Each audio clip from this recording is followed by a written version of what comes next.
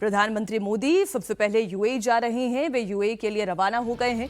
Abu Dhabi में PM Modi और UAE के राष्ट्रपति शेख मोहम्मद बिन जायद अल नाहयान से मुलाकात करेंगे। इसमें दोनों देशों के बीच लिक्विफाइड पेट्रोलियम गैस, एलपीजी और रणनीतिक पेट्रोलियम भंडार से जुड़े हुए 2 अहम समझौतों पर हस्ताक्षर हो सकते हैं। यूएई ने तेल उत्पादक देशों के समूह ओपेक से बाहर निकलने का फैसला किया है। ऐसे में दोनों देशों की साझेदारी अहम हो सकती है। विदेश मंत्रालय की ओर से जारी बयान के मुताबिक दोनों नेता द्विपक्षीय मुद्दों पर चर्चा करेंगे। यूएई के बाद प्रधानमंत्री मोदी नीदरलैंड, स्वीडन, नॉर्वे और इटली भी जाने वाले हैं। अब सज्जन जी, इंपॉर्टेंट तो ये है, जिस तरीके से हम जान रहे हैं कि ये जो पूरा तेल का बाजार है वो एक वॉलेटाइल सिचुएशन से गुजर रहा है। ऐसे में प्रधानमंत्री की ये यूएई की यात्रा ऐसे वक्त में जब यूएई ओपेक से बाहर जाने की बात कर चुका है, कितनी महत्वपूर्ण है? देखिए, बहुत महत्वपूर्ण है। और इस संदर्भ में भी देखिए कि प्रधानमंत्री ने 13 तारीख को जो अपील की ऑस्टेरिटी मेजर्स की, वो दिखाता है कि जो अभी वैश्विक संकट है, अमेरिका के राष्ट्रपति हैं और उनकी जो नीति है और ईरान के साथ लड़ाई के कारण पूरी की पूरी सप्लाई चेन जिस तरीके से डिसरप्ट हुई है, उसमें आप देखें कि ऑलरेडी हमारे पास ये संकट ये है कि जो पेट्रोलियम कंपनियां हैं उनकी प्रोक्योरमेंट प्राइस जो है वो काफ़ी बढ़ गई है, क्योंकि पर बैरल क्रूड ऑयल देखें तो 100 से $125 के करीब जा रहा है, जबकि पिछले कई साल से प्राइसेस आपकी फिक्स्ड है। तो जब आप जो बेच रहे हैं उसमें बढ़ोतरी नहीं है और प्रोक्योरमेंट आपका खरीदने का दाम बढ़ गया है, तो ये कंपनियां ऑलरेडी घाटे में चल रही थी। ऐसे में आपको 2 चीज़ों की ज़रूरत थी, एक जो अभी प्राइस बढ़ा और दूसरा ये कि आप अपने एनर्जी सिक्योरिटी को और सप्लाई चेन को सिक्योर करें। तो इस लिहाज से देखिए कि देश के विश्व के अलग अलग हिस्सों में कोशिश हो रही है कि किसी तरीके से इस संकट से निकला जा सके। इसका रास्ता ब्रिक्स का सम्मेलन यहाँ पे हो रहा है, वहाँ पे चाइना में भी अमेरिका के राष्ट्रपति और चीन के राष्ट्रपति इस समस्या पे कर रहे हैं। प्रधानमंत्री भी इसी श्रृंखला में जो गल्फ कंट्रीज और मिडिल ईस्ट में अपना दौरा है, वो निश्चित तौर पे भारत का पेट्रोलियम का सप्लाई जो है, सप्लाई चेन, वो सिक्योर रहे और हम इस संकट से जूझ सके और निकल सके, उसकी तरफ ये काफ़ी जरूरी है। इसलिए भी जरूरी है क्योंकि पेट्रोलियम की आवश्यकता केवल पेट्रोलियम के लिए नहीं है, वो बाकी भी आपके औद्योगिक घरानों को, आपके आर्थिक ढांचों को, उसको प्रभावित करती है।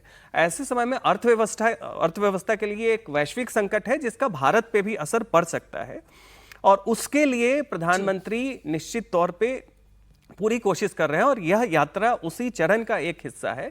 जो दाम बढ़े हैं वो भी उसी चरण का हिस्सा है, क्योंकि एक समय के बाद आपको जो कंपनियां घाटे में हैं उनको भी ध्यान में रखना पड़ेगा। ये लॉन्ग टर्म चल नहीं सकता है। रूस को लेकर भी एक खबर है सज्जन जी। रूस ने वादा किया है कि वो भारत की एनर्जी सप्लाई को रुकने नहीं देगा। दिल्ली में ब्रिक्स सम्मेलन के दौरान रूस के विदेश मंत्री सर्गेई लावरोव ने कहा कि रूस ये सुनिश्चित करेगा कि भारत के ऊर्जा हित पूरी तरह सुरक्षित रहें। उन्होंने कहा कि मैं गारंटी दे सकता हूं कि रूसी ऊर्जा सप्लाई से जुड़े भारत के हित प्रभावित नहीं होंगे। रूस हर संभव कोशिश ये करेगा कि कोई भी गलत कंपटीशन भारत और रूस के समझौतों को नुकसान ना पहुंचाए। ये तो हाल के दिनों में हमने देखा है कि भारत और रूस की जो ये जोड़ी है वो कितनी मजबूत है। राजकुमार जी, जब अमेरिका दबाव डाल रहा था तब भी भारत ने रूस के साथ व्यापार करना नहीं छोड़ा, और आज भी भारत की एनर्जी अगर कहीं से ये आपूर्ति हो सकती है तो वो रूस एक महत्वपूर्ण भागीदार बन सकता है। देखिए, अगर कूटनीतिक रिश्तों की बात करें तो भारत और रूस की जो दोस्ती है वो कई बार उसकी परीक्षा हो चुकी है और हर बार खरी उतरी है। मतलब रूस से बेहतर दोस्त हमारे लिए अंतर्राष्ट्रीय समुदाय में दूसरा नहीं है, और भारत से बेहतर भरोसेमंद दोस्त रूस के लिए भी नहीं है। समस्या क्या है कि जिस तरह से ट्रंप का दबाव बढ़ रहा है अंतर्राष्ट्रीय रिश्तों में, हमने देखा कि भारत पर लगातार दबाव बनाया गया कि रूस से आप जो तेल की आपूर्ति जो आपको सस्ते रेट पे मिलता है और आपको रुपए में भुगतान की भी सुविधा रहती है, वो धीरे धीरे आप कम करते जाएं।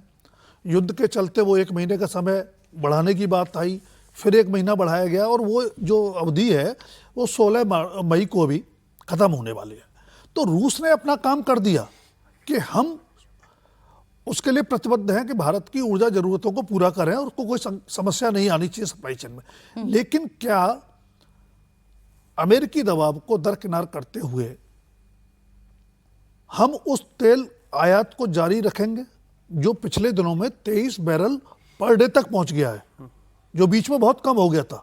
रूस के तथाकथित अमेरिका के दबाव को लेकर। तथाकथित में इसलिए सर, कह रहा हूं, मार्च सरकार कभी नहीं मानती। 2026 का एक आंकड़ा जी। है, वो मैं बता देती हूँ। मार्च 2026 का आंकड़ा ये है कि हमने 2.25 मिलियन बैरल तेल प्रतिदिन खरीदा है। ये जो कि कम से कम 50% जो भारतीय तेल की जितनी हम बाहर से आयात कर रहे हैं, उसका 50% हिस्सा हमारा रूस से आयात होकर आ रहा है। और वहीं अगर अप्रैल 2026 की बात करें, ये 15% तक गिरा जरूर है, 35% तक जरूर आया है, लेकिन अभी भी रूस सबसे बड़ा साझेदार है हमारा। बिल्कुल है, वो बने रहने को तैयार है। लेकिन समस्या ये है कि अमेरिका के साथ हमारे रिश्तों का जो संतुलन है वो ट्रंप के रवैये पर निर्भर करता है, और ट्रंप का रवैया, माफ करें शब्द इस्तेमाल करने के लिए, तानाशाहीपूर्ण ज्यादा है। तो हमारी ऊर्जा जरूरतों का संकट यह है कि ईरान से हमारी जो आपूर्ति हो रही थी, हम आयात कर रहे थे, वो प्रभावित हुआ। रूस से हम जो कर रहे थे उस पर अमेरिका अड़ंगे लगाता रहता है। तो हमारे लिए थोड़ा मुश्किल वक्त है। इसलिए प्रधानमंत्री को, और हमने देखा भी, हमने कई आपूर्ति सोर्स नए तैयार किए। पहले हम बहुत कम जगह से आयात कर रहे थे, कई जगह से और कर रहे हैं। लेकिन जो ऊर्जा संकट है, भैया सज्जन भी कह रहे थे कि उसका असर भारत पर, भारत की अर्थव्यवस्था पर पड़ सकता है, पड़ नहीं सकता है, पड़ रहा है। हमने उसका एहसास जनता को अब होने दिया है। मैं इससे सज्जन जी आपको भी शामिल कर लूं। जो फाइनेंशियल ईयर 2026 का ही डेटा है, वो ये बता रहा है कि भारत ने रूस से करीब 3.7 लाख करोड़ का तेल खरीदा है, और ये तेल सऊदी, इराक, यूएई तीनों को जोड़ दे तो उसके मुकाबले ज्यादा है। ज़्यादा भी है और कॉम्पिटिटिव प्राइसिंग भी है। ये भी ध्यान रखिए कि रूस के साथ जो आपका सौदा है वो अन्य जो स्रोत हैं आपके पास उसके मुकाबले ज़्यादा कॉम्पिटिटिव है। कहने का मतलब है कि आपको थोड़ा सस्ते प्राइस पे मिलता है।